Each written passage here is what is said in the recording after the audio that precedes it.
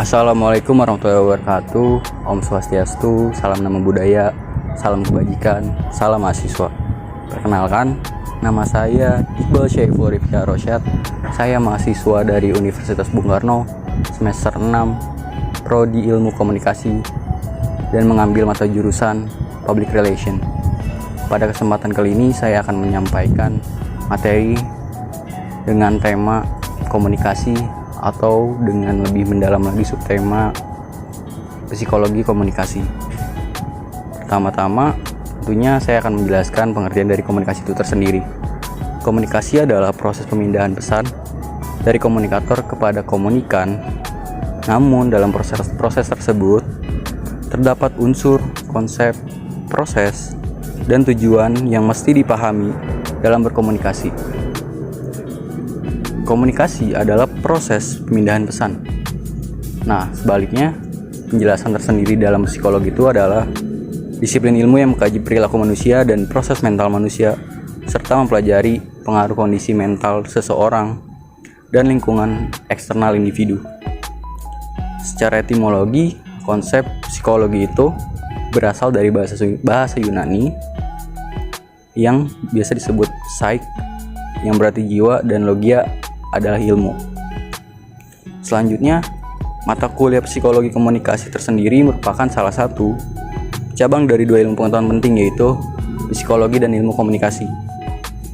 Psikologi komunikasi tersendiri merupakan salah satu cabang ilmu psikologi yang membahas bagaimana manusia berinteraksi dengan manusia lainnya dan disebut dengan psikologi sosial atau sosiopsikologi. Psikologi komunikasi tersendiri membahas tentang perkembangan, pandangan, definisi, konsep, dan teori dalam komunikasi melalui sudut pandang psikologi. Selain itu, menjelaskan mengenai karakteristik pendekatannya, psikologi komunikasi, dan perbandingan antara filsafat komunikasi.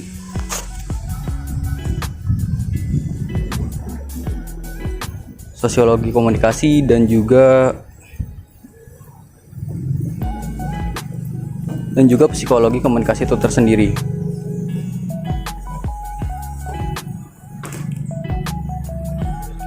Pada dasarnya, psikologi komunikasi berhubungan dengan bagian dari ilmu tentang manusia atau humaniora yang mempelajari manusia dari berbagai aspek. Psikologi komunikasi merupakan terapan cabang ilmu yang bermanfaat dalam kehidupan sehari-hari, di mana dapat mempelajari mengenai bagaimana manusia berpikir dan bagaimana manusia atau kita sendiri dengan pikiran kita di saat kita bekerja, ataupun bagaimana cara membujuk orang dan apa yang membuat kita seperti saat ini dan sebagainya. Kajian bidang psikologi komunikasi dapat membantu memahami manusia dan lebih mudah berempati terhadap setiap aspek yang dimiliki manusia. Dan khususnya pendapat saya sendiri dari perspektif sebagai mahasiswa tentang apa itu psikologi dan hubungan dan kaitan antara psikologi dan ilmu komunikasi itu sendiri. Dan bahwasanya sendiri komunikasi pada hakikatnya atau pada awalnya kita pasti akan sulit berinteraksi dengan seseorang ataupun dengan seseorang yang berlawan jenis dari kita, karena jika kita tersendiri bisa mendekati mereka secara emosional ataupun dan sebelum kita memulai komunikasi itu tersendiri, pastinya kita harus mempelajari atau bahasanya mengamati sekiranya apa sih yang disukai orang, ataupun apa sih kira-kira yang membuat orang itu risih berkomunikasi dengan kita. Makanya dari itu kita sebagai mahasiswa juga akan memberikan suatu implementasi yang dimana saya membuat video ini di tempat yang bernama Taman Ismail Marzuki. Dan di Taman Ismail Marzuki ini terdapat berbagai macam wisata seperti galeri nasional, perpustakaan, dan juga teater kecil dan teater besar.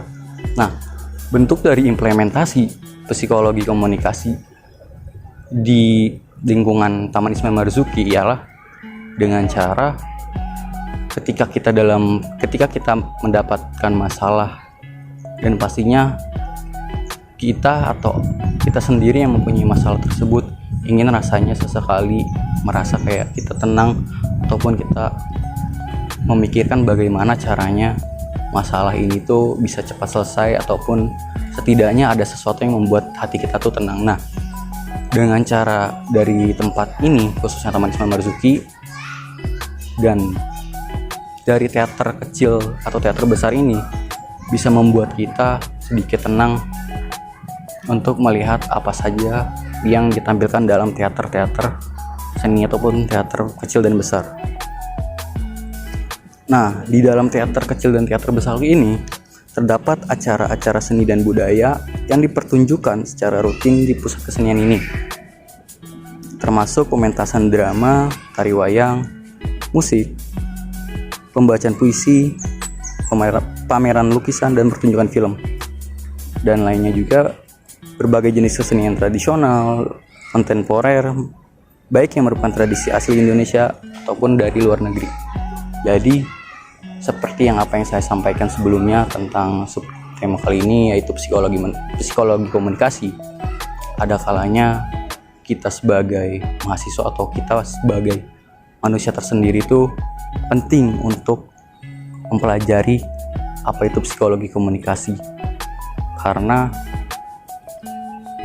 yang seperti tadi saya sampaikan juga, ketika kita berinteraksi atau berkomunikasi maupun secara verbal dan nonverbal, ada kalanya kita mengetahui apa saja yang disukai dan apa saja yang tidak disukai oleh manusia.